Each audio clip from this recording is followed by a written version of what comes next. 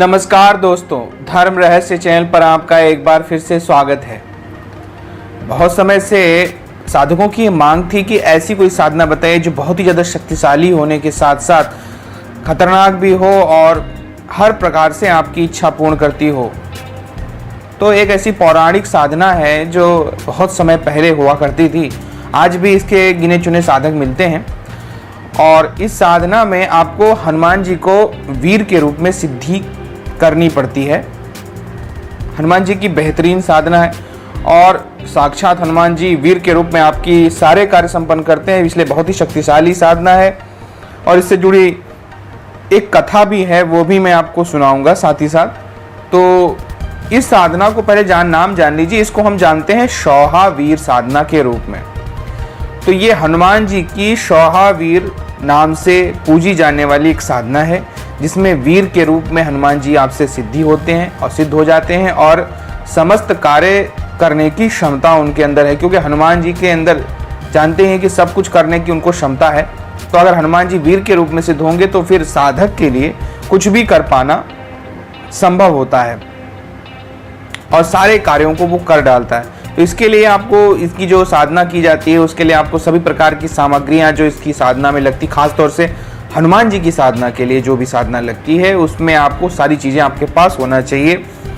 और उनके जो नियमावली है हनुमान जी की पूजा में, साधारण रूप से सभी लोग जानते हैं कि क्या क्या नियमावली लगती है। वो सारी चीज़ें और सामान के साथ में आपको हनुमान जी के नियमावली के आधार पर साधना करनी चाहिए। ये साधना जो है लगभग 44 दिन की होती है। 44 दिन लगातार आपको इसके लिए साधना करनी होती है। तो इसमें सबसे पहले आप जो है सामग्री की व्यवस्था कर लीजिए, जो भी आपको करनी है। उसके बाद फिर पवित्रीकरण की प्रक्रिया की जाती है। पवित्रीकरण की प्रक्रिया साधारण पूजा में जिस तरह से पंडित लोग करते हैं उस तरह से आप कर सकते हैं।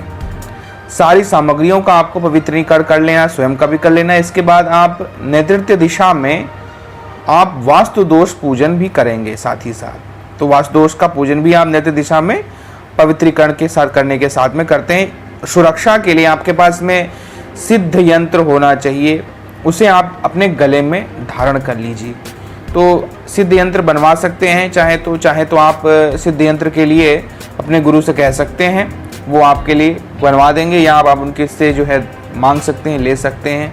अगर उन्होंने वो साधना की होगी तो वो अपना पुराना दे भी सकते हैं। साथ ही साथ आप किसी भी प्रकार का जो रक्षा कवची यंत्र हो कोई भी बनवा लीजिए, कहीं से प्राप्त कर लीजिए, उसको पहन लीजिए। और उस अभिमंत्रित मंत्रों वाला हो तो और भी अच्छा है। तो अगर हनुमान जी की साधना का है तो बहुत अच्छा है, माता की साधना का हो तो भी चल जाएगा, राम भगवान की साधना का हो भी चल जाएगा। तो इस प्रकार से आप उस यंत्र को अपने गले में धारण कर लीजिए। ये करना बहुत ज़रूरी है क्योंकि इसमें खतरे बहुत सारे हैं। तो अब इसके बाद सबसे पहले आप गणेश जी की एक मंत्र माला करें, उसके बाद गुरु मंत्र की एक माला जपें, जो गुरु मंत्र आपको प्रदान किया गया है। उसके बाद आपको हनुमान चालीसा का पाठ कर लेना है। फिर इस प्रक्रिया को इस प्रकार से करें कि अपने दाहिने तरफ तांबे के लोटे में आपको जल लेना है। उसके सामने एक धुना होता है, उसमें उपले की आग रखकर, उपला होता है जो आप जानते हैं कि घर गाँव में उपले किसे कहा जाता है, जिनको जला करके भोजन भी बनाया जाता है। तो वो धुना, उसमें उपले की आग रखकर उसके ऊपर से देसी घी और थोड़ी सी हवन सामग्री आपको ले लेनी है। इसके साथ में आपके पास बताशे होनी चाहिए, लोबान वगैरह इसमें डालते रहेंगे आपको, और साधना काल में ये सुलगता रहे। इस तरह से आपको साधना करनी, यानी कि एक प्रकार से आपको हवन रूपी साधना करनी होती है। इस साधना के लिए आपको रात्रि के 9 बजे के बाद में इसको शुरू करना चाहिए और रोज 10 माला मंत्र का जाप आपको इस साधना में करना पड़ता है। अपने सामने बाजोट पर एक लाल कपड़ा बिछाएं, उसके ऊपर कांसे की थाली में देसी घी का एक बड़ा जो है आपको दीपक जलाना है, चिराग जलाना है उसको, और लाल गुलाब की पंखुड़ियां बिछानी है उसी में चारों तरफ से। फिर उसमें चंदन की आपको धूप बत्ती होनी चाहिए, उसको लगा लीजिए और उसको जला के रखिए उसके साथ ही में। इसके साथ आपके पास एक फल होना चाहिए, एक मिठाई होनी चाहिए, लाल सिंदूर आपके पास होना चाहिए।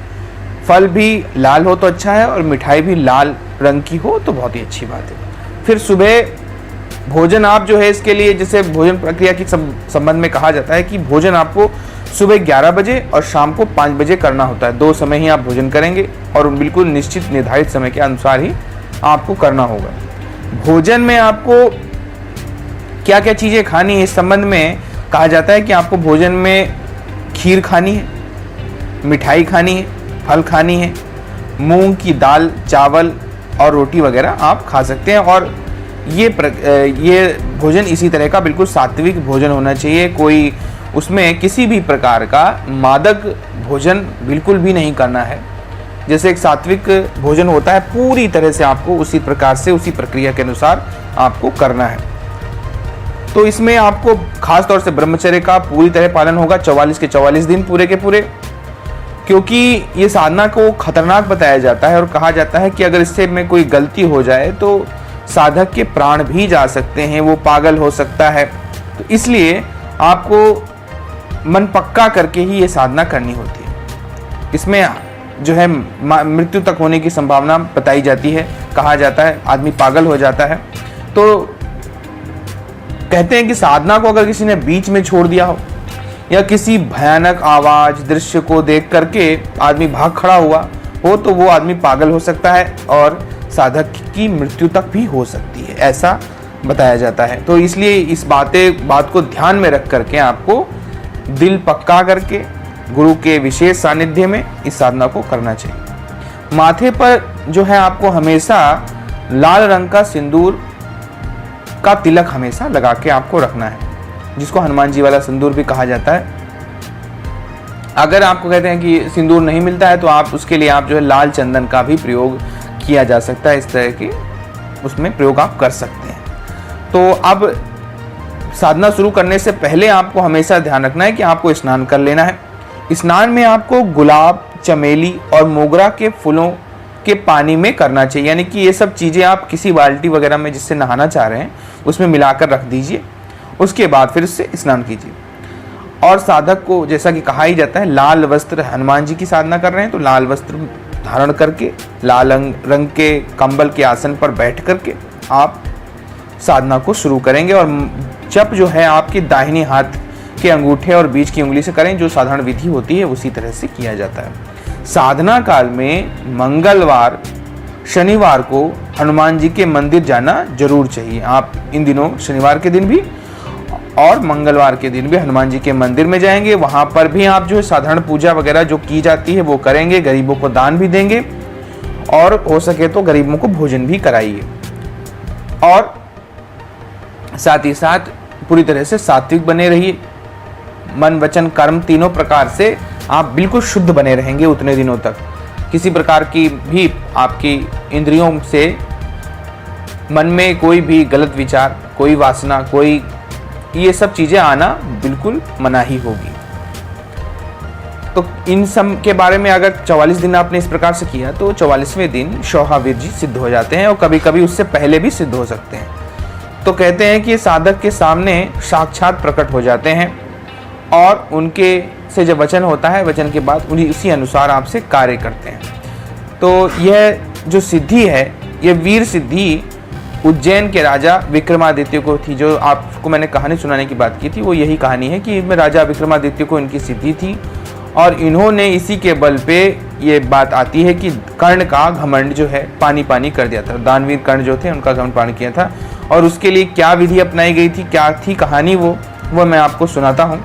हालांकि ये किंवदंती है और इस किंवदंती की जो कहानी है वो इस प्रकार से है कि एक बार राजा विक्रमादित्य जी ने ये सुना कि कर्ण बहुत बड़े जो हैं दानवीर हैं और वो उनके पास स्वर्ण सिद्धि है। तो स्वर्ण सिद्धि की वजह से वो जो है काली को, देवी को जो है प्रसन्न किए हुए हैं और उनकी साक्षात रूप में साधना उनकी प्राप्त है और चेटक सिद्धि उनके पास है। अगर इसी सिद्धि के कारण वो सबको दान, सोना चांदी वगैरह दे पाते हैं। कहते हैं ये सिद्धि को राजा विक्रमादित्य ने बाद में नष्ट करवा दिया था। अब उस कहानी पर आते हैं। तो इन बात ये थी कि कहते विक्रमादित्य ने जब ये सुना कि राजा जो उनकी प्रजा थी वो कार्यों से मुख मोड़ करके सब दानवीर कर्ण की जय जयकार के नारे लगाने लगते थे और कर्ण के बारे में बड़ी तारीफ करते थे, क्योंकि उन्हें वहाँ से सोना चांदी वगैरह रोज मिलता था। तो विक्रमादित्य जी ने ये सोचा कि अगर लोग ऐसे ही स्वतः ही सब कुछ प्राप्त करने लगे दुनिया में, तो कोई कर्म क्यों करेगा। इस वजह से उनके मन में ये विचार आया कि मैं जाकर के इस चीज़ का राज का पता लगाऊंगा, और साथ ही साथ अगर मुझे ये चीज़ सही नहीं लगी तो इस चीज़ को नष्ट भी कर दूंगा। इसलिए उन्होंने निर्णय लिया कि वो कर्ण के राज्य में जाएंगे। तो वो राज के वक्त बिल्कुल अपने रूप स्वरूप को बदल लिया, उन्होंने वेश बदल लिया और अपने वीरों से पता किया कि किस प्रकार से कर्ण की सिद्धि को खत्म किया जा सकता है। और कर्ण की सिद्धि को खत्म करना इसलिए आवश्यक है ताकि जनता गुमराह ना हो और बैठे बिठाए धन प्राप्ति के जो मार्ग लोग जनता खोजती रहती है उनसे बच के अपनी मेहनत से धन कमाए। तो फिर उनके वीरों ने बताया कि वो कर्ण जो है वो रात को 12 बजे एक मंदिर है, वो सिद्ध मंदिर है उनका, वहां पर प्रवेश करके अपनी बलि देता है और अपनी बलि माता को प्रदान करता है। माता उसके शरीर का भक्षण कर लेती हैं और मांस के कुछ अंश को अमृत की बूंदों से डाल करके उन्हें जीवित करके बाद में सोना देती हैं। आप ऐसा करिए कि हनुमान जी ने ऐसा कहा वीर के रूप में कि आप ऐसा कीजिए कि 1 घंटा पहले वहां पे आपको जाना है और अपने शरीर को तलवार से जितनी जगह हो सकते उतनी जगह से चीर फाड़ दीजिए और उसमें नमक और मिर्च भी भर लीजिए। फिर आप 11 बजे के करीब रात्रि के समय जाइए और मंदिर के तेल के खौलते कड़ाही जो है उसमें कूद जाएं, तो इससे आपकी मृत्यु हो जाएगी और फिर देवी आपको भोजन करके प्रसन्न होंगी और वर मांगने के लिए कहेंगी, तब आप उनसे वरदान मांग लीजिएगा। तो कहते हैं कि पहले वचन में आपने कहना है कि उबलते तेल की जो ये कढ़ाई है जिससे कर्ण प्रयोग करता है हमेशा के लिए उलट जाए, ताकि कढ़ाई में जब तेल पकेगा ही नहीं तो उसमें छलांग वो लगा नहीं पाएगा। दूसरा, आप यह स्थान को छोड़कर किसी पर्वत पर विराजमान हो जाइए। और तीसरे कि अमृत कलश का कभी मानव हेतु कोई उपयोग ना कर पाए, मतलब ये अमृत कलश भी आप अपने साथ लेते जाइए, ये भी हमेशा के लिए गायब हो जाए ताकि कोई जीवित ना हो पाए, जन्म मृत्यु का जो है सिस्टम जो है वो खत्म ना हो।